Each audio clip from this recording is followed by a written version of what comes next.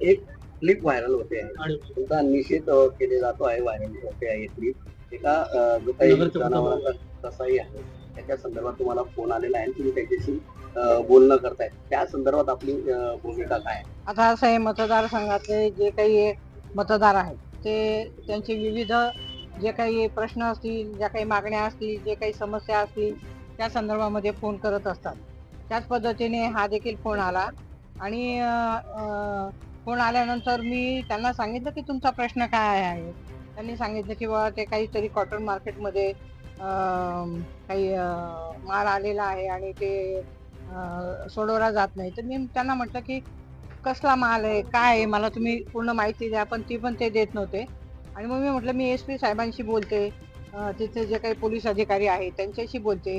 कारण काय प्रश्न आहे तोच न समजल्यामुळे मी सातत्याने विचारत होते आणि त्या संदर्भामध्ये मी बोलले. कारण काय असतं की अनेक काही रुग्ण असतात, काही ॲक्सिडेंट असतात, असे पण फोन येतात. आपल्याला ते फोन उचलावेच लागतात.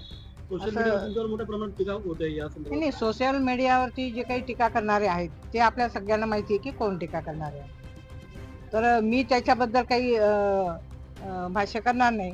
परंतु मला तर लोकप्रतिनिधी या नात्याने जे जे काही जनतेचे प्रश्न आहेत ते सोडवण्याच्या संदर्भामध्ये मला म्हणजे संबंधित जे काही डिपार्टमेंट असेल, तर ते कलेक्टर ऑफिस असेल, पोलीस कमिशनर असेल, महानगरपालिकेचे कमिशनर असतील, जिल्हा परिषदेचे CO असतील, तर त्यांनाच मला सांगावं लागेल. कारण समोरून जर माहिती मिळत नसेल तर मी त्यांच्याकडूनच माहिती घेईन ना आणि त्या पद्धतीने जे काही नियमाप्रमाणे असेल त्याप्रमाणे कारवाई करायला सांगेल.